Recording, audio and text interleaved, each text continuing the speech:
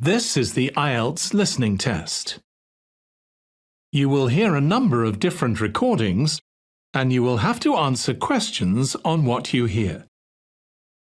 There will be time for you to read the instructions and questions, and you will have a chance to check your work. All the recordings will be played once only. The test is in 4 parts.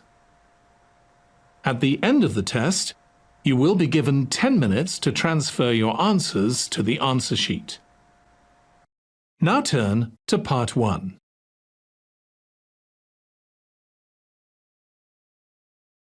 Part 1.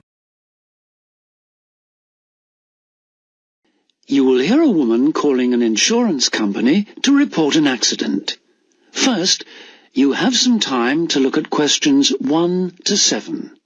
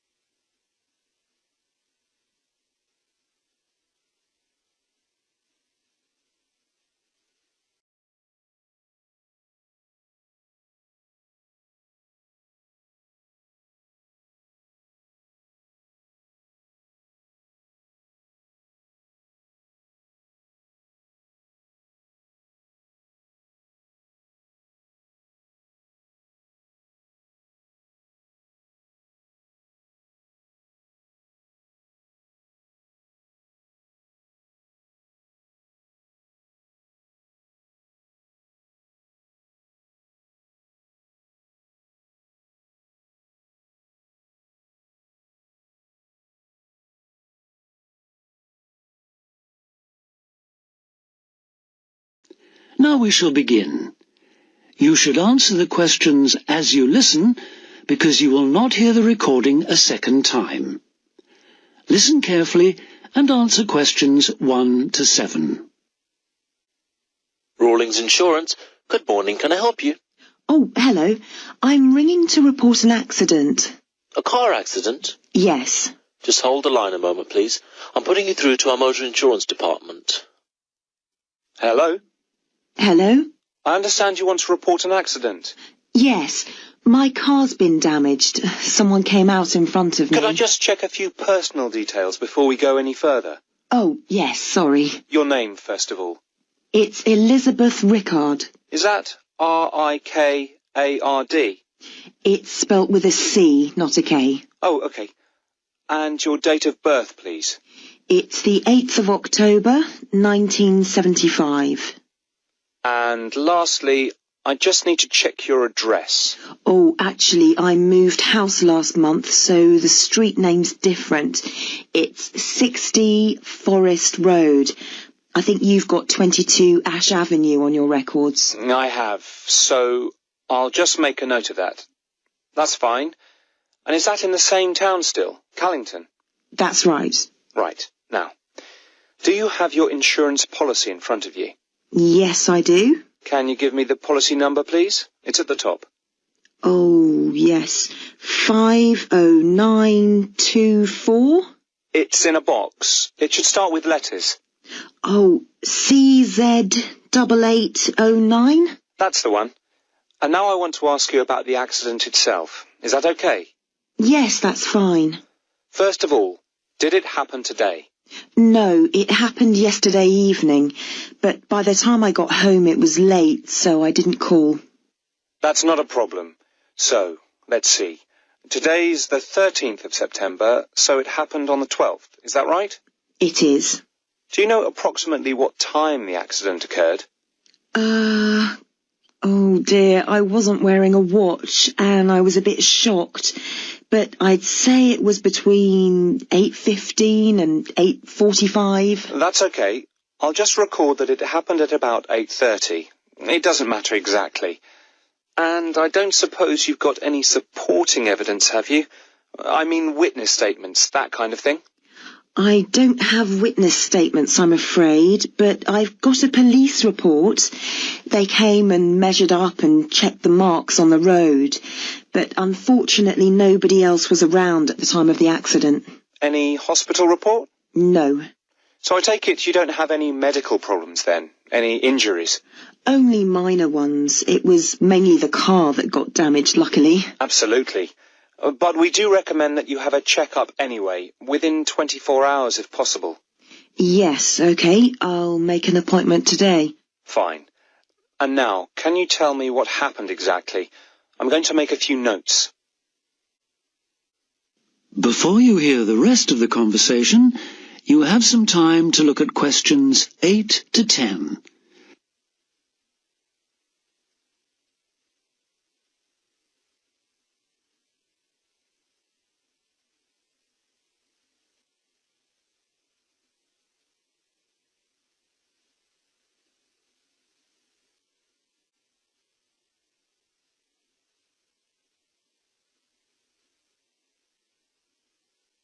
Now listen and answer questions 8 to 10. I was driving home from the swimming pool and I don't know Callington at all, so could you describe it for me? Where did the accident happen? On the road between Newtown and Callington. I was driving from Newtown, heading towards Callington, and... Okay, just let me draw the road layout. Right, okay. When you leave Newtown, there's a sharp bend in the road, and then there's a railway bridge. Okay. And then about half a kilometre further on, there's a crossroads with traffic lights. And I was just in between the two when it happened. I wasn't going very fast. In fact, I definitely... So you'd already gone over the bridge? Yes. And I'd passed the park. That's on the right-hand side. And I was just approaching the petrol station. Where's that then? It's a bit further along, on the opposite side. So on your near side then? Yes. As I was approaching it, I saw a blue van coming towards me. The driver had stopped in the middle of the road. Was he indicating? Yes, he was waiting to turn into the petrol station, but then at the last minute he decided to turn right in front of me. He must have thought he had enough time, but I had to swerve to avoid him, and I came off the road and landed in a ditch on the opposite side. I don't suppose he stopped, did he? Oh, yes, he came over to see if I was okay, but he tried to say it was my fault, and there wasn't anyone else around.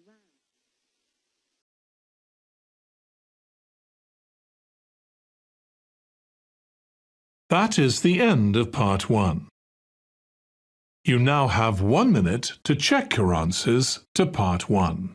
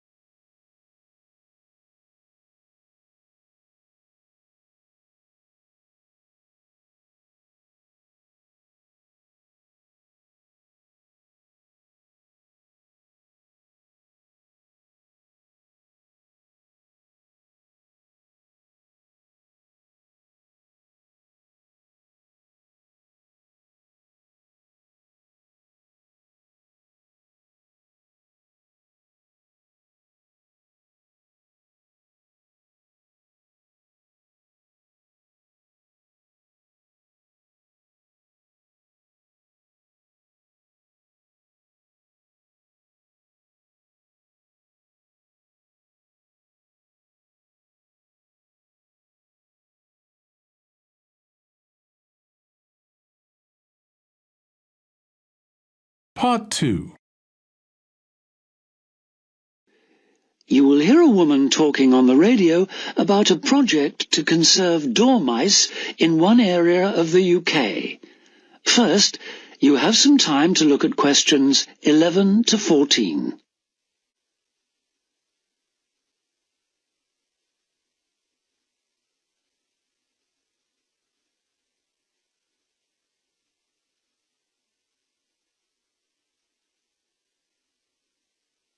Now listen carefully and answer questions 11 to 14.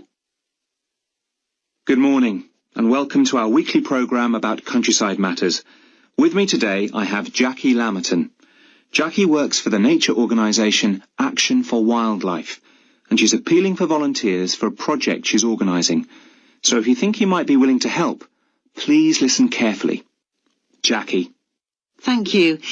Yes, as you've just heard, I represent a charity called Action for Wildlife, which works to protect plants and animals.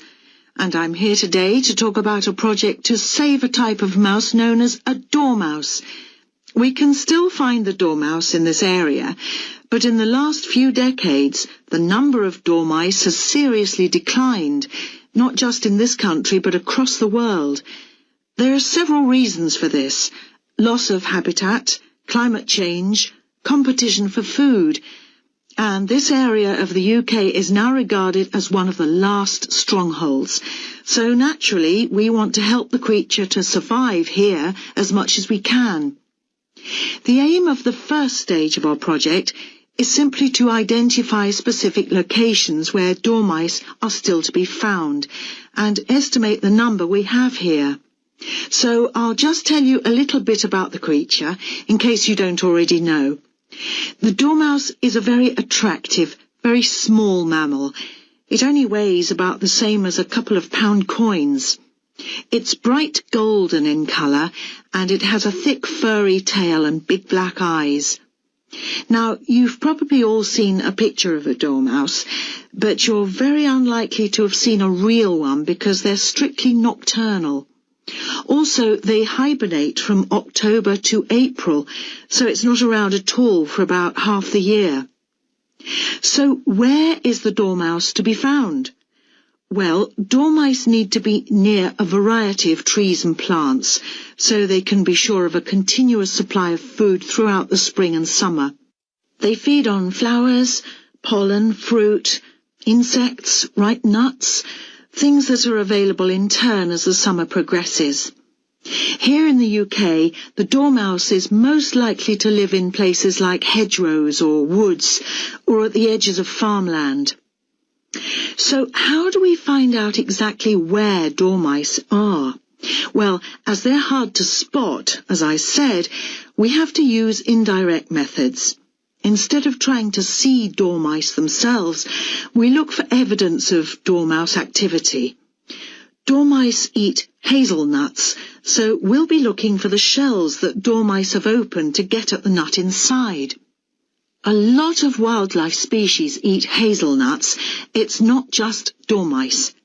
But it's usually possible to tell which particular animal has opened a nut by looking at the marks on the shells. So now, for those of you who would like to help us carry out this survey, let me tell you exactly what to do. You'll need to get an identification sheet like this from us. Then you should spend time looking for hazelnut shells in the bottom of hedgerows or on the ground in woodlands. Before you hear the rest of the talk, you have some time to look at questions 15 to 20.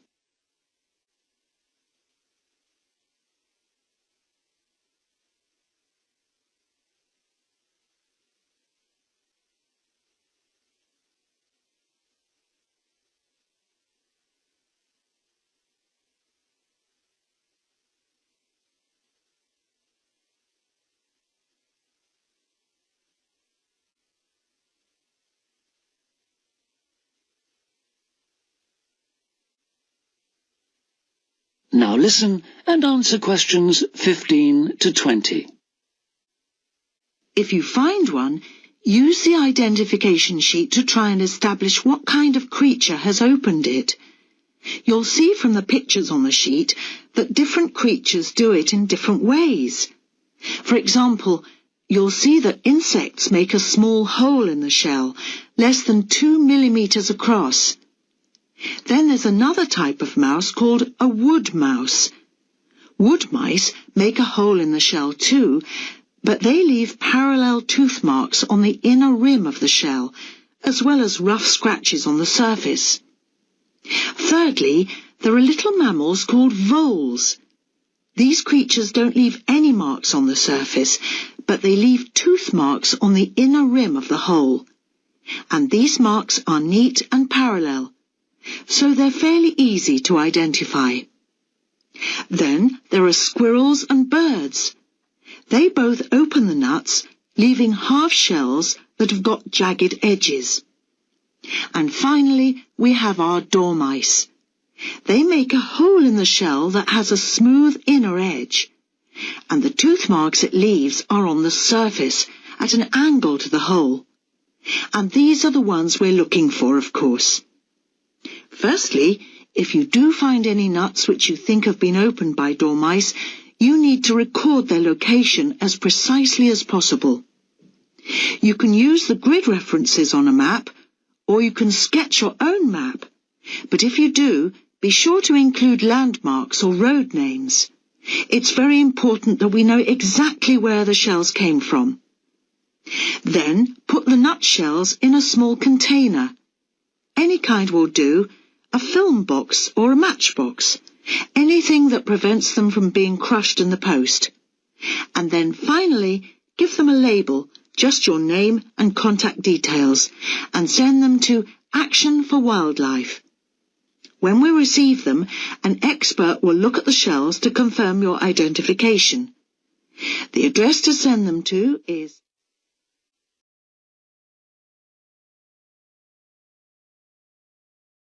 That is the end of part 2. You now have 30 seconds to check your answers to part 2.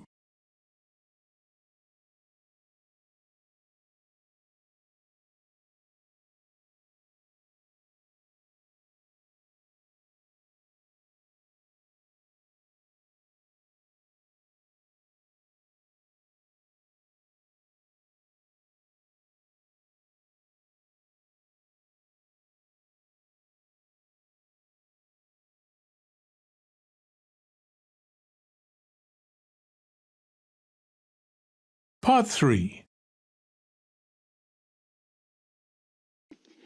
You will hear two business studies students, Jack and Sarah, talking to their tutor about a presentation they are preparing. First, you have some time to look at questions 21 to 26.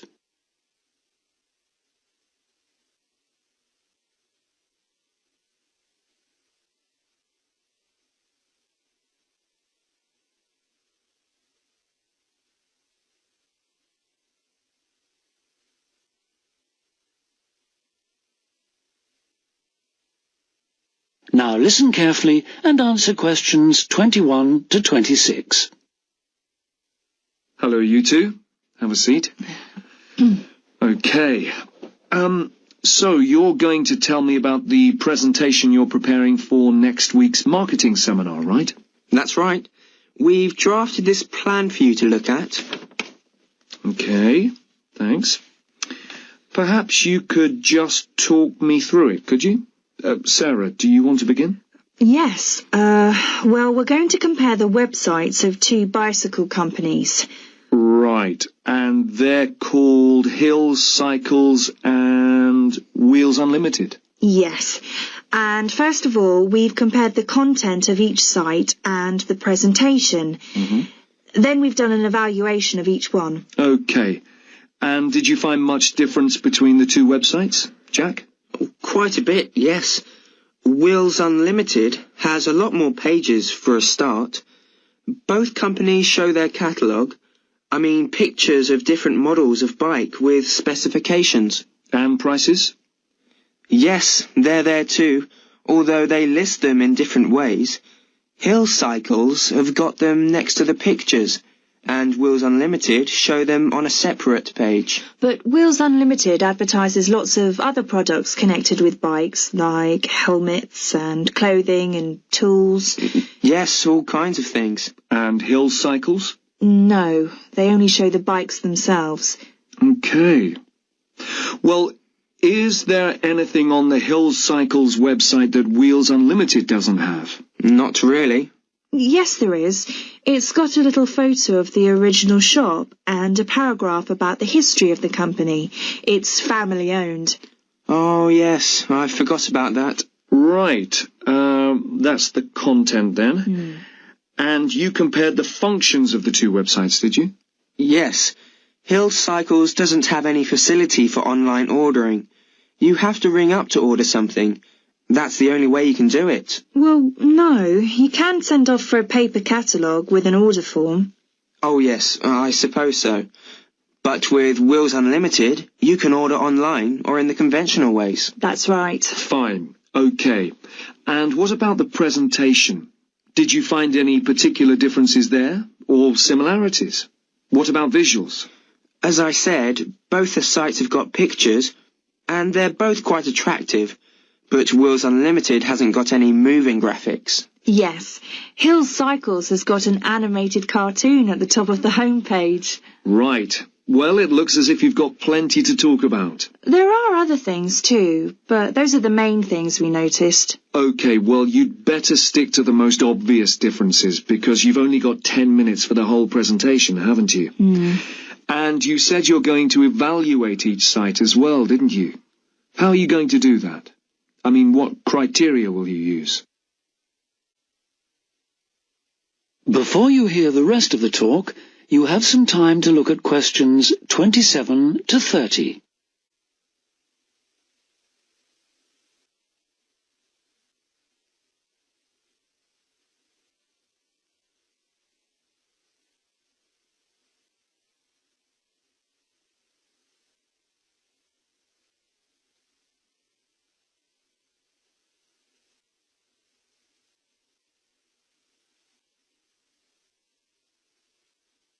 Now listen and answer questions 27 to 30.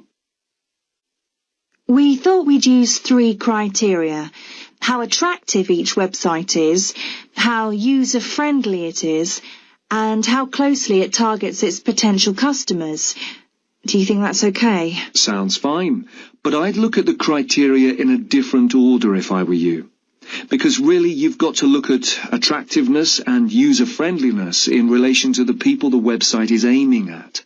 So I'd deal with that criterion first if I were you. Right. What about the timing? Have you thought of that? 10 minutes is very short, you know. Yes, we tried it out. Several times. And we've decided to spend 4 minutes comparing the two sites, then 3 minutes evaluating them, and leave 3 minutes for questions. That's not really enough, but... Well, it sounds about right to me. You've got 10 minutes altogether, and you've got to stick to that limit. It's good practice. And at least the audience won't have time to get bored. What visuals are you going to use? We're going to use PowerPoint and a flip chart as well. So we can show 2 things at once. For example, we're going to start by showing the home pages of each website, and we're going to put up a list of key features on the flip chart at the same time. OK, and it's a joint presentation, so have you decided how you're going to share the work? Yes. First we thought we'd keep taking it in turns to speak. Sarah would say a bit, then I'd take over, and so on. Then we thought we'd just divide it into 2 equal parts, and do 1 part each. But it was all too complicated. So Sarah's going to do all the talking, and I'm going to manage the visuals, and hope we can coordinate properly. It's the only way we can fit everything in. Well, good. You've obviously worked hard, and you've been very careful with the details. Only one thing I would say. Make sure that you keep your visuals simple. I mean, if you're showing a list of key features, for example, you should make it as brief as possible. Just use bullet points and simple phrases, even single words. Your audience won't have much reading time. It's a classic mistake with seminar presentations to present so much information that the audience can't process it quickly enough, and they stop listening to what you're saying. OK? Yes, right, okay. And now let's talk about something else.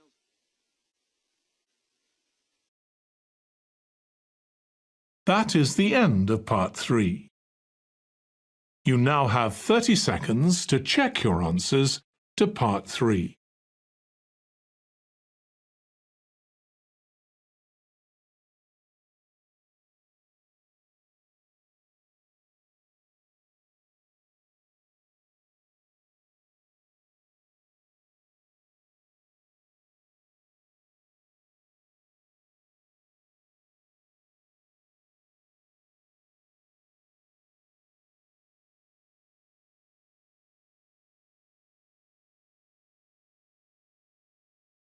Part 4.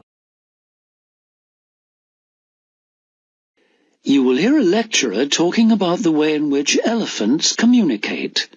First, you have some time to look at questions 31 to 40.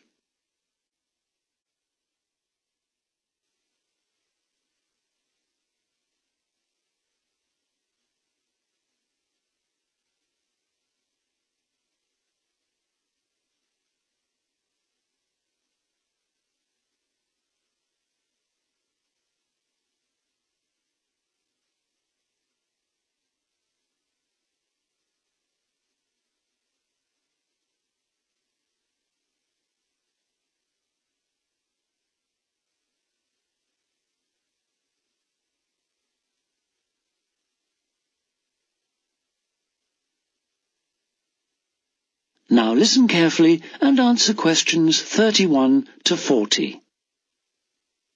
In today's lecture, I'm going to continue the theme of animal communication, and I'm going to describe some of the latest research into the largest of all land animals, and that is the elephant, of course. Let me begin by briefly outlining the structure of elephant society. Elephants live in layered societies. The basic family unit is formed of small groups of adult females who are related to each other and their young of both sexes. Now the females remain in their families for life. They're highly social, but male elephants leave their families at about 14 years of age. They travel alone or congregate in small, loose groups with other males, occasionally joining a family on a temporary basis. When males are ready to mate, they wander widely, searching for receptive females. The family unit, on the other hand, often contains 3 generations, and it can remain stable for decades or even centuries. Then, each family associates with between 1 and 5 other families, probably consisting of their more distant relatives. Scientists call these groups of families bond groups, and bond groups belong in turn to even larger groups called clans. So elephants have a complex social structure, and like other social animals, they have to be able to communicate. But what baffled early naturalists was their ability to communicate over long distances. So they set about researching this question. In one experiment, scientists fitted groups of elephants with radio tracking collars. And what they observed about their behavior really intrigued them, because they found that there was some sort of coordination between families. For example, 2 separate family groups might move in parallel to each other, miles apart, and then change directions simultaneously, either turning or moving towards each other. Now, elephants have a keen sense of smell, which they use whenever they can. But smell alone couldn't account for these synchronized movements, because the wind often carries odors in the wrong direction. So the scientists concluded that the elephants were using their hearing instead, and attention then turned to the nature of elephant calls. In another experiment, scientists from Cornell University in America went to Etosha National Park in Namibia, and they produced a recording of calls made by a female elephant to potential mates. Then they broadcast it. And they did this from a van which was parked more than half a mile from a waterhole where several bull elephants were drinking. And 2 of these looked up, spread their ears wide, and then crunched through the bush towards the loudspeakers.